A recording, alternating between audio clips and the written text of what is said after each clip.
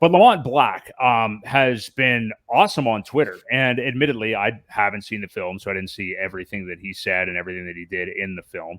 But you can help us with that a little bit, Ewok. But I have loved what we've been seeing from him this last week on Twitter. He is actively engaging big time with a lot of the HEX community.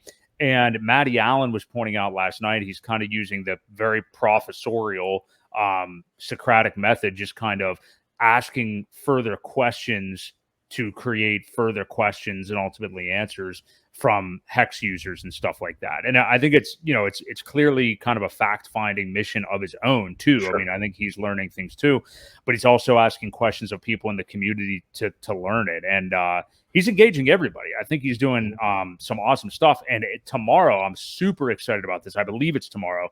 Crypto Heartbeat, his channel, is going to interview him. Yeah, so I did see that. Yeah, I'm really looking forward to that. So what do you make of his role in the film, as well as, and I'm forgetting her name, but his co-professor from DePaul? What did you make of their roles in the film, and what do you think about what Lamont is doing on Twitter right now? Well, I think they were necessary. I think they were the take a step back, let's question it, let's look at this from all angles, try to ask the right questions. And he, like I said, it's genuine because he's still doing it. He's still asking questions. And everything that I've seen from the community has been quite respectable when he asks the questions. I think people know that he's not trolling. And I think a lot of the nasty responses that you end up seeing on Twitter are people who are trolling, engagement farming, whatever it may be. But the role of those two, I think her name was Kelly.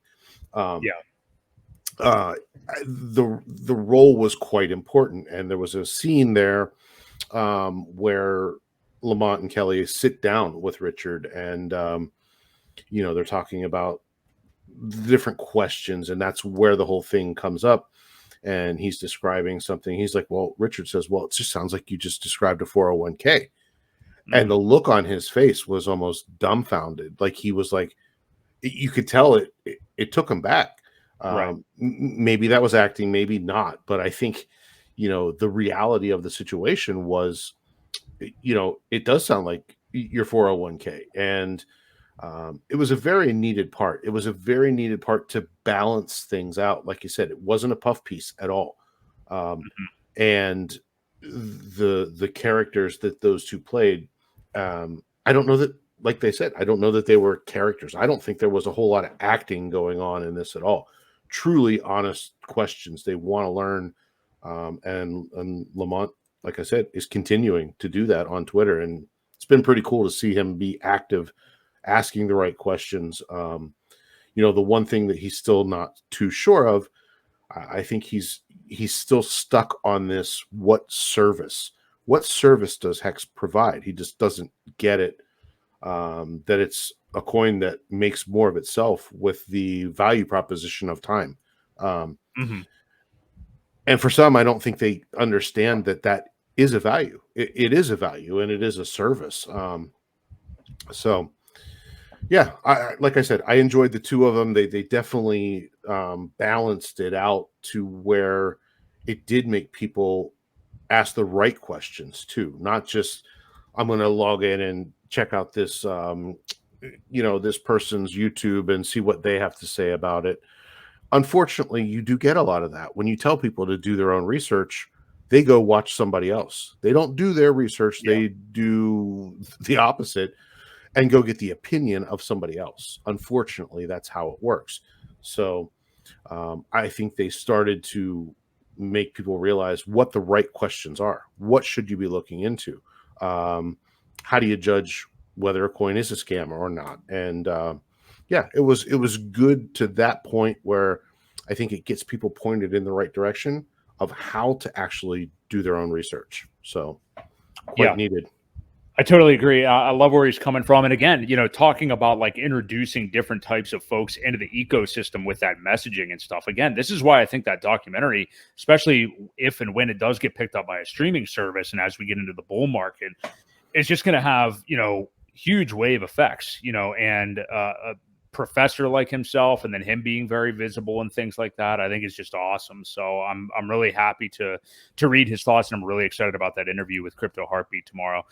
The last thing on the film, real quick, that Motley actually brought up the other day with Corey Geary as well, was the fact that we're hearing people like haters of Richard Hart, haters of Hex and all of us and all that stuff, are urging people to see the film to like make fun of us, basically. Yeah. Which, talk about like the effect that could have as well, because really that's putting eyes on it and everything. It's not like this film is just like, it's not a puff piece, it's also not a hit piece, I don't think. Right. Even though I know people have said that they felt like somewhat bearish coming out of it. I know Corey Geary said that. I know Briz have said it and stuff like that. But it is a nuanced film. So I don't think it's, you can come and make fun of it, but when you hear some of the finer points of what Richard Hart has to say and some of these other folks, you could turn some people onto it. So what do you make of that dynamic too? Well, it goes back to one of the things that I said earlier. If you've been in Hex for a long time, you may not like it. You may feel kind of bearish coming out of there. Again, it wasn't meant for you, not at all. It's meant for the people that are still asking questions. And I love the fact that some of these guys are saying, yeah, go watch this and make fun of it. Clearly enough people did, because I think we ranked number 19 in the country last weekend for sales. Yeah. So a small documentary like that was only in a certain amount of less than 50 cities, that's ranking 19 on the sales. That's pretty damn good. I would say a lot of eyes were on it. Now, a lot of those were Hexicans too, obviously, but I'm hoping that enough people dragged friends and family and things like that to see it as well. Hopefully, we'll see how long it continues before we get the streaming service release.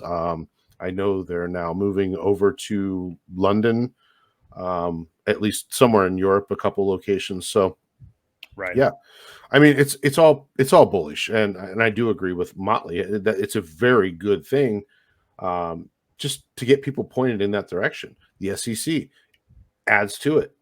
Hey, go watch this. These guys are now being sued by the SEC, and they got a movie coming out. Ha ha ha! Right? Is that right? There's more eyes. I don't think it's. I don't think it could have been planned any better. It just one coincidence after another. It's almost like it was planned.